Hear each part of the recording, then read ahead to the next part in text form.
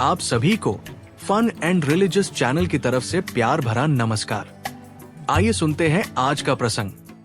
सावित्री सत्यवान कथा। महाभारत एक ऐसा ग्रंथ है जिसमें अनेकों पौराणिक धार्मिक कथा कहानियों का संग्रह है। ऐसी ही एक कहानी है सावित्री और सत्यवान की, जिसका सर्वप्रथम वर्णन महाभारत के वन पर्व में मिलता है।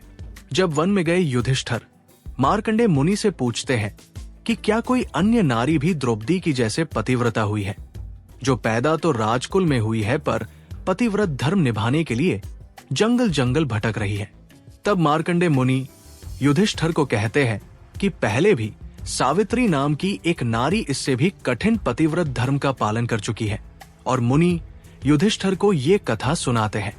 मद्र देश के अश्वपति नाम का एक बड़ा ही धार्मिक राजा था, जिसकी पुत्री का नाम सावित्री था।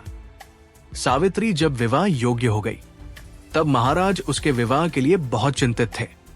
उन्होंने सावित्री से कहा, बेटी अब तू विवाह के योग्य हो गई है, इसलिए स्वयं ही अपने योग्य वर चुनकर उससे विवाह कर ले। धर्मशास्त्र में ऐसी आज्ञा है कि विवाह योग्य हो जाने पर जो पिता कन्यादान नहीं करता, वो पिता निंदनीय है। ऋतुकाल में जो स्त्री से समागम नहीं करता, वो पति निंदा का पात्र है। पति के मर जाने पर उस विधवा माता का जो पालन नहीं करता, वो पुत्र निंदनीय है। तब सावित्री शीघ्र ही वर की खोज करने के लिए चल दी। वो राजर्षियों के रमणीय तपोवन में गई। कुछ दिन तक वो वर की तलाश में घूमती रही। एक दिन मद्रराज अश्वपति अपनी सभा में बैठे हुए देवर्षि से बातें कर रहे थे। उसी समय मंत्रियों के सहित सावित्री समस्त वापस लौटी। तब राजा की सभा में नारद जी भी उपस्थित थे। नारद जी ने जब राजकुमारी के बारे में राजा से पूछा तो राजा ने कहा कि वे अपने वर की तलाश में गई है। जब राजकुमारी दरबार पहुंची तो और राजा ने उनसे वर के चुनाव के बारे में पूछा तो उन्होंने बताया कि उन्होंने शाल्व देश के राजा के पुत्र, जो जंगल में पले बढ़े हैं, उन्हें पति रूप में स्वीकार किया है। उनका नाम सत्यवान है। तब नारद मुनि बोले, राजेंद्र, ये तो बहुत खेद की बात है, क्योंकि इस वर में एक दोष है। तब राजा ने पूछा, वो क्या? तो उन्होंने कहा, जो वर सावित्री ने चुना है उसकी आयु कम है। वो सिर्फ 1 वर्ष के बाद मरने वाला है। उसके बाद वो अपना देह त्याग देगा। तब सावित्री ने कहा, पिताजी, कन्यादान एक बार ही किया जाता है, जिसे मैंने एक बार वरण कर लिया है। मैं उसी से विवाह करूंगी, आप उसे कन्यादान कर दें। उसके बाद सावित्री के द्वारा चुने हुए वर सत्यवान से धूमधाम और पूरे विधि विधान से विवाह करवा दिया गया। सत्यवान व सावित्री के विवाह को बहुत समय बीत गया। जिस दिन सत्यवान मरने वाला था, वो करीब था।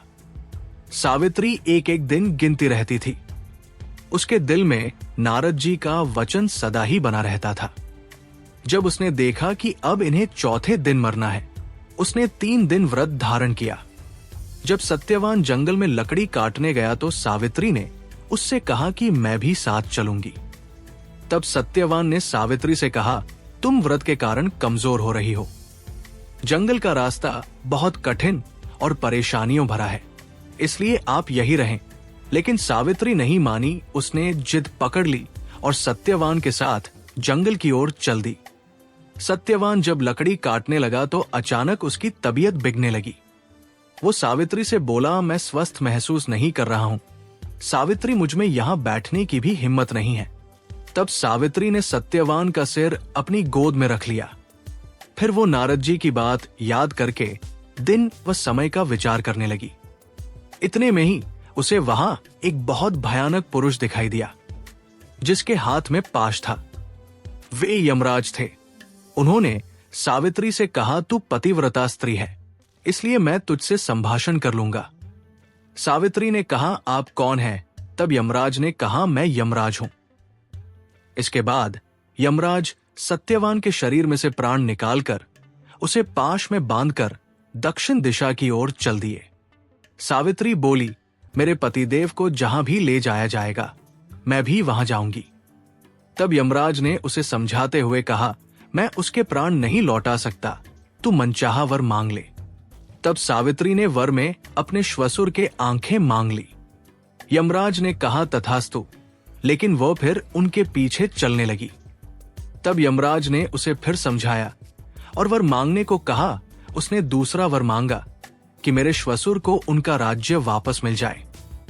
उसके बाद तीसरा वर मांगा कि मेरे पिता जिन्हें कोई पुत्र नहीं है उन्हें 100 पुत्र हों।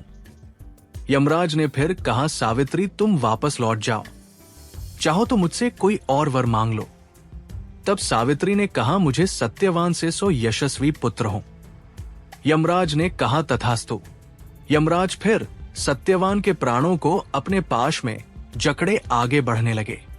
सावित्री ने फिर भी हार नहीं मानी। तब यमराज ने कहा, तुम वापस लौट जाओ। तो सावित्री ने कहा, मैं कैसे वापस लौट जाऊं? आपने ही मुझे सत्यवान से 100 यशस्वी पुत्र उत्पन्न करने का आशीर्वाद दिया है। तब यमराज ने सत्यवान को पुनः जीवित कर दिया। उसके बाद सावित्री सत्यवान के शव के पास पहुंची और थोड़ी ही देर में सत्यवान के शव में चेतना आ गई। आज की कथा को यही समाप्त करते हुए आपसे विदा लेते हैं। आप ऐसे ही और कथाओं का आनंद लेने के लिए हमारे channel fun and religious stories को ज्यादा से ज्यादा लाइक करें, शेयर करें और सब्सक्राइब करें। धन्यवाद। जय श्री राम।